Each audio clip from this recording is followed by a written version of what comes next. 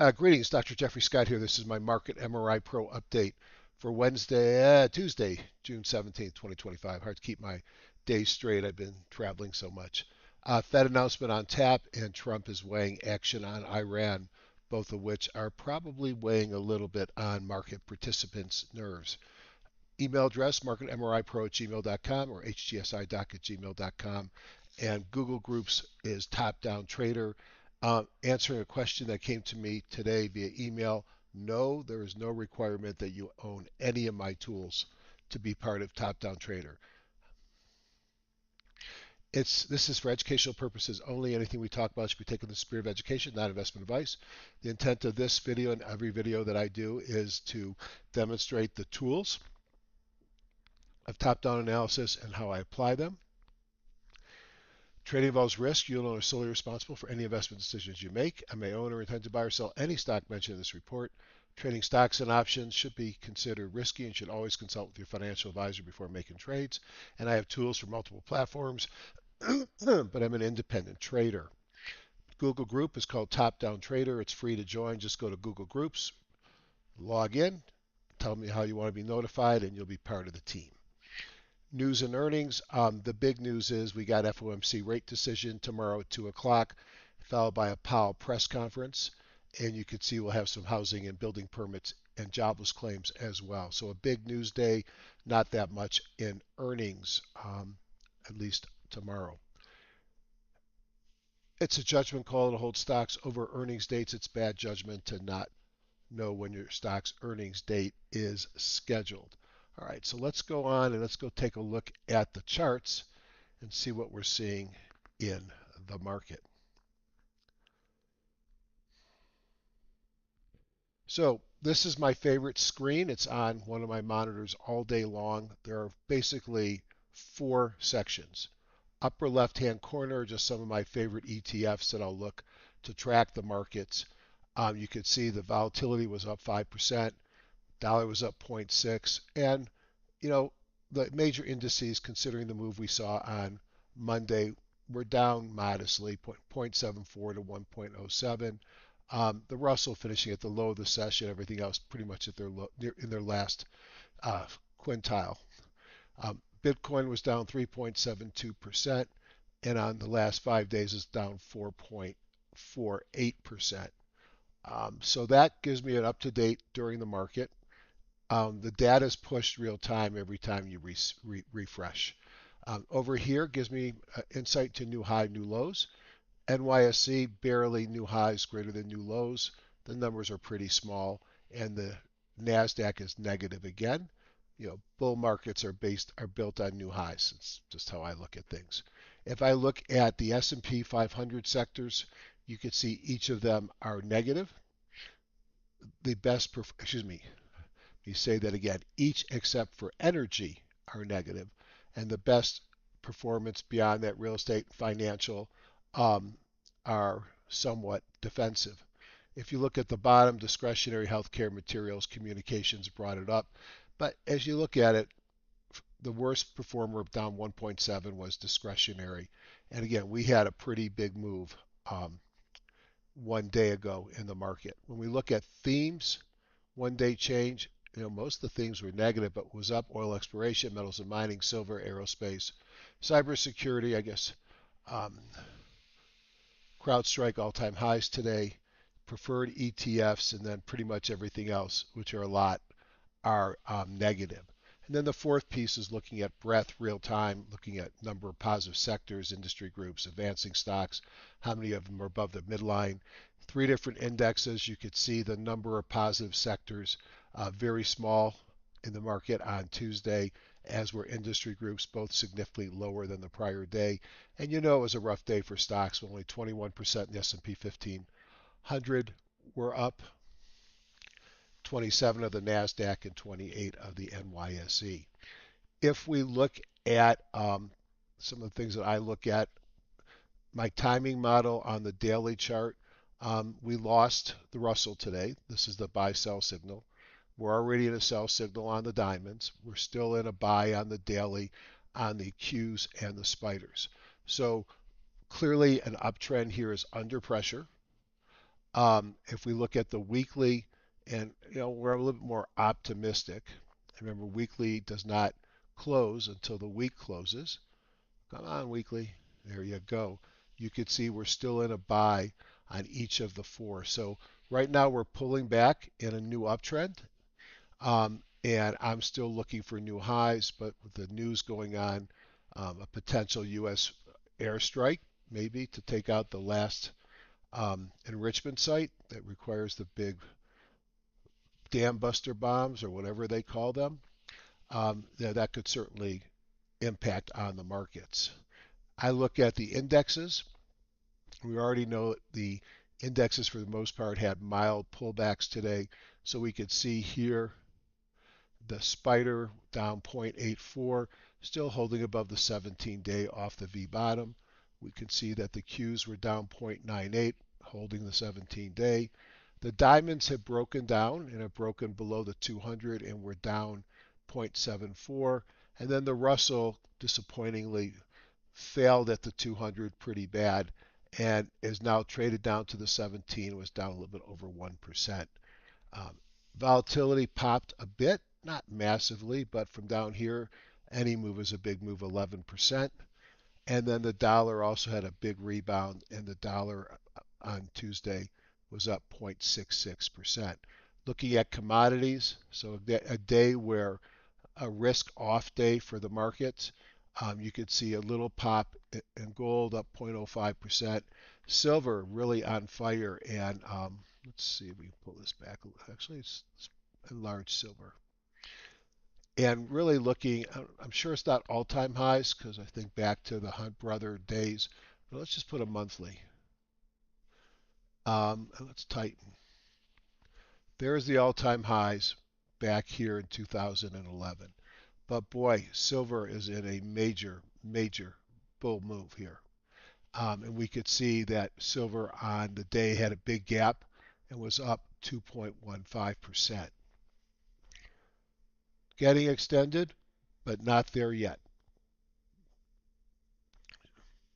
What else do we have here? Oil, sabers rattling, missiles firing, bombing. You expect oil to pop, and it did, up 4.72. And natural gas actually popping here as well, up 3.53. And then with the risk on bonds actually traded up with rates falling, down 1.1 something on the 10-year, and on the 30-year also a little bit over 1%. If we look at the buckets, you could see we've shifted to the left and we're getting more stocks in the lower part of their Bollinger Bands, and we're growing double digits, 11%, 14%, 12%, and 12% below the Bollinger Bands. Not a signal. When it gets to 30, 35, I pay much more attention. From a market breadth, you could see a big down day on both NYSE and the NASDAQ, so these are the big indexes. You could see, well, what I like to look for volume out of curiosity is I'll look here at market surge. Forgot to look at this, apologize for that.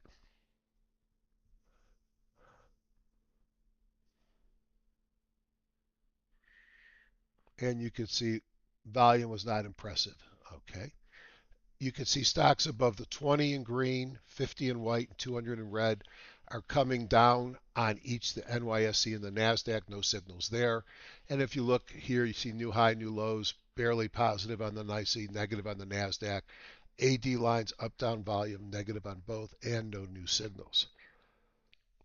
Another way I like to look at breadth is to look at the 13-week new high, new low indicator. And now we've got it built into um, Market MRI Pro, and you can just see here 0.67, 0.55, 0.59, 0.62 on the major spiders, big NASDAQ, S&P 1500, and Russell. No signal here as well.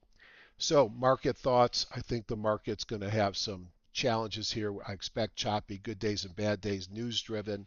My gut is we still go and at least test those all-time highs that are not much further above where we currently are. But that's not to say we don't have any risk. From a sector ratio charts perspective, remember everything was down except for energy, so you'd expect the biggest outperformance versus the S&P to be on energy. And here we go. And you can see energy head up, but really didn't do much.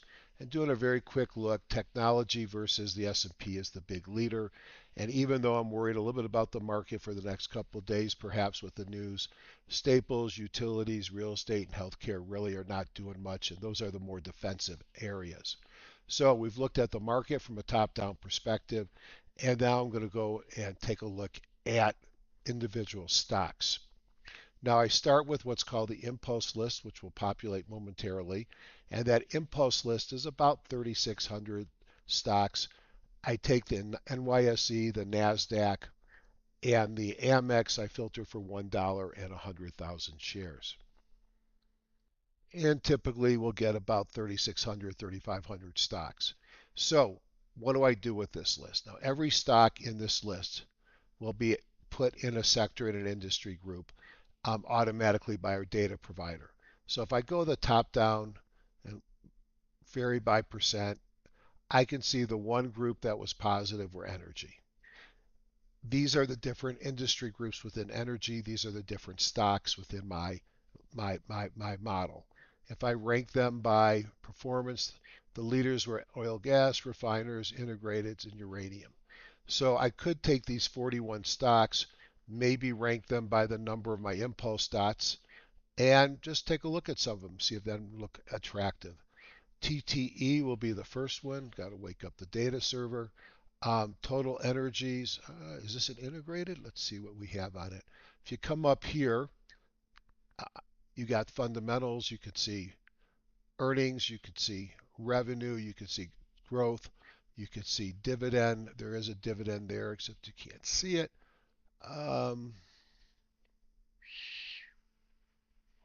Like not much in the way of revenue or earnings growth. Um, but you start to go down the list. ExxonMobil, I was looking at this one over the weekend, among others, breaking out above the 200. I made a comment over the weekend. I probably needed to add some energy to my portfolio. Valvoline, I don't know TMDE. It's a cheap stock, so let's not even worry about it. Shell and Integrated, nice breakout. And then I talked about refiners. And some of the refiners here, Valero was one that I looked at over the weekend that I liked a lot. They pay dividends, and I talked about how we're going from summer to winter soon, maybe in a couple months, and that sometimes causes a change. 3.5% dividend. Again, not much in the way of revenue or earnings growth. So energy is what it comes out. Do any of these come out and slap me and say buy me? No. I did look at some of the like EQT, some of the natural gas stories over the weekend. And with natural gas popping, you wonder if something like EQT might be starting to move. And you could see this thing breaking out here a little bit as well. So from a top-down perspective, I might look at some of these energy names, but this thing with Iran could be over after two big bombs are dropped and destroy the last enrichment center, in which case oil will come back and these stocks will probably go down. You could also look at just from an industry group perspective and rank the top and take a look at the top several of them. I do that from time to time. Or I will do some bottoms up when I'll go back to that impulse list. Here it is. And I will, let's just do this. Let's go to price above $5, 500,000 shares, pull back at an uptrend pattern, and let's rank them by my dots and just see some of the things that come to the top. We saw shippers over the weekend. So STNG, I believe, is one of the shippers. Scorpio Tank. These guys, a lot of them pay a dividend, 3.46%. HUSA, Houston Energy, or something like that. This is a very volatile one. When there's anything going on in the Middle East, this is one that seems to like to pop up. APPS, believe it or not, I actually had some of this. I owned this thing a long time ago, and it has to do with the delivery of advertising. And there was one of its competitors showed something, and I took a small position, I think back here at around $3, and boom, up to 754 on earnings. Look at the volume. I think this is the kind of thing that could propel this thing higher. Um, First time in a long time it grew revenue. It makes some money. Look, it's not a great story. It's not a great play. I wouldn't put a lot of money in it, but it was an impressive move today. PAX, PACS. What do we got for PAX? Financial services, kind of a flat, but a nice big move here. You know, a bar like that makes me pay attention. So I might look here, and do I have any no fundies on it? It's probably a recent issue. Is there any news?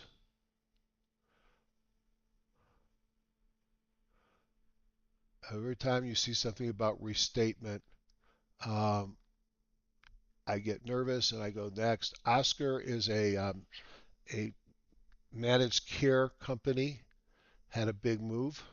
And again, I would look up here. Earnings came out, come out 8.6, so big earnings growth on May 7th. Big move there. Revenue, big revenue change as well. That's impressive on a stock that's been pretty beaten up. And I might come back here. Next growth monster, tremendous upside. Well, that's kind of a pretty strong statement. So I might want to look there. Maxilinear, this is a technology play. So all these stocks have to be in an uptrend, at least by the bongos, which means the weekly bongo's blue on the bottom and the daily had a recent reversal. So I don't like this one too low in the pattern. Are there any things there? F Wonk, I know I've looked at this before. Yeah, kind of going sideways. So I start by doing top down. Then I like to look at the things that are in pullback and uptrends with 5 and sometimes 4 dots. And then I do a couple of my specialty scans. And one of my favorite scans is $5, 500,000 in a 2-day momentum. Hit OK. So there's Oscar number one. So I think of all the things that I've looked at today, I might be looking at some of the energy stocks. This one is intriguing to me. Relative strength, OBV breaking out, great volume on a day when more the new highs, the percentage of 5-day new highs on the Nasdaq was falling. Big outperformance day. Looked at F1, FEIM. I don't know this one. Frequency electronics. I don't like that reversal. DT, Dynatrace, I think. Let's see. I used to once own this. Um, Sideways move and a breakout. On what reason? Not on earnings. That's August 6th. Uh, Agentic AI. Talk. It's my life. A lot of different things in the AI space, so maybe this is just benefiting for some AI. But what we're really looking at here, each of these stocks, this is not the daily chart. My bad. I apologize. We've been looking at the weekly chart. No, that is not a weekly chart. That is a daily chart. It's spread out so much. All these stocks will have 2 of these blue dots in a row. So you have 2 momentum dots in a squeeze, relative strength and OBV turning up, decent volume. A CAD, ACAD in healthcare, that's a takeover look to me.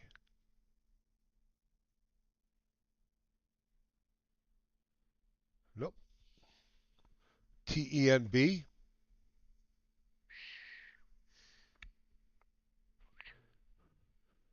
too low in the pattern. So I think of all the things we looked at, I'm going to be looking at Oscar. I'll probably be looking at Dynatrace, and I might be looking to continue to add some more energy to my portfolio. Have a great day in the market on Wednesday. Remember, Fed news in the morning, and we'll see you probably Wednesday night. Unlikely Thursday, as I'll be traveling. Take care, everybody.